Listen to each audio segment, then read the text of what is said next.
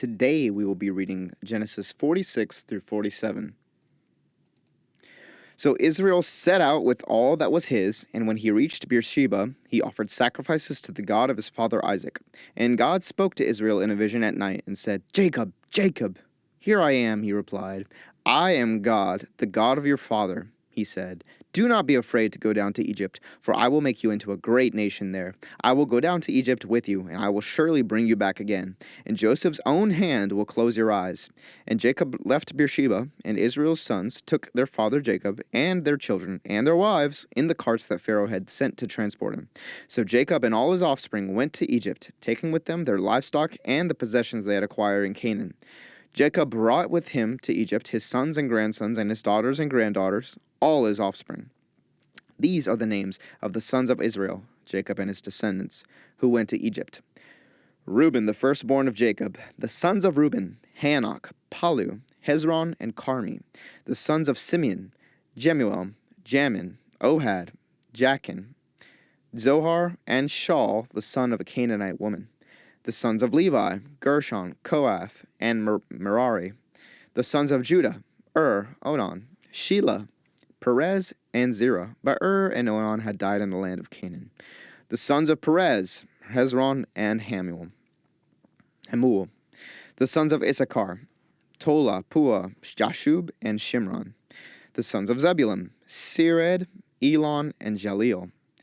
These were the sons Leah bore to Jacob in Padan Aram, besides his daughter Dinah.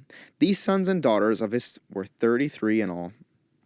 The sons of Gad, Zephon, Haggai, Shunai, Esbon, Eri, Arodi, and Areli.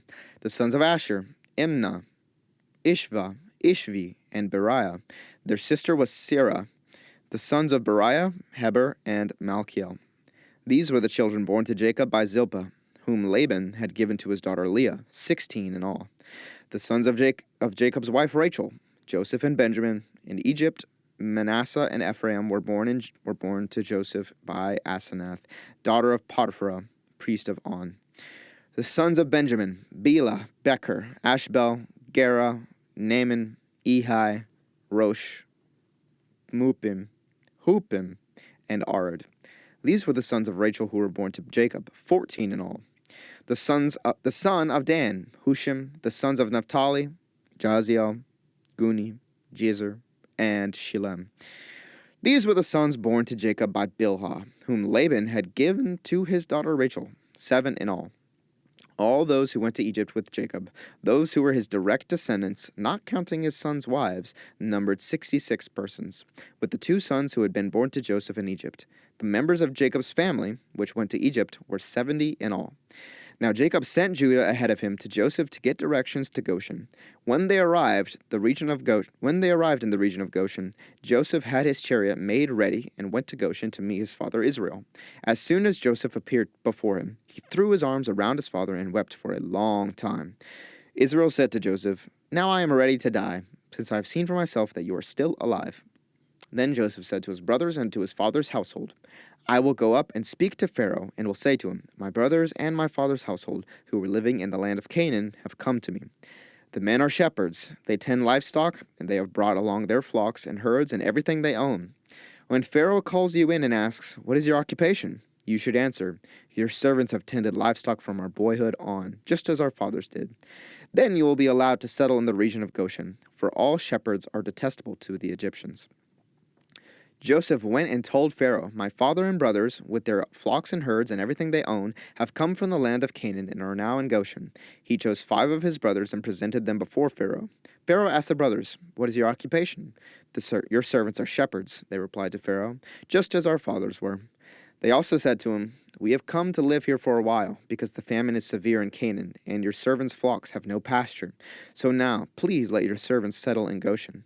Pharaoh said to Joseph, "Your father and your brothers have come to you, and the land of Egypt is before you. Settle your father and your brothers in the best part of the land. Let them live in Goshen, and if you know of any among them with special ability, put them in charge of my own livestock." Then Joseph brought his father Jacob in and presented him before Pharaoh. After Jacob blessed Pharaoh, Pharaoh asked him, "How old are you?" And Jacob said to Pharaoh, "The years of my pilgrimage are 130.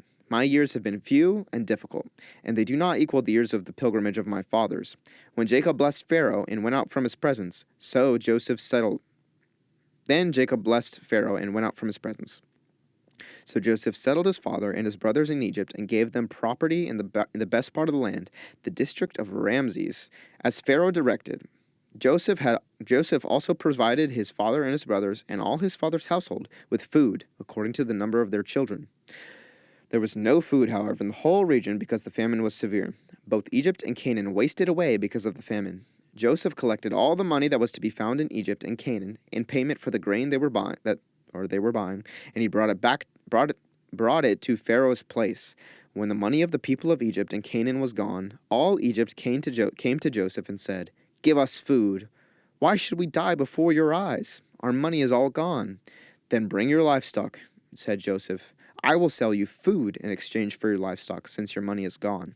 So they brought their livestock to Joseph, and he gave them food in exchange for their horses, their sheep and goats, their cattle and donkeys. He brought them through that year with food in exchange for all their livestock. When that year was over, they came to him the following year and said, "We cannot hide from our Lord the fact that since our money is gone and our livestock belongs to you, there is nothing left for our Lord except our bodies and our land. Why should we perish before your eyes, we and our land as well?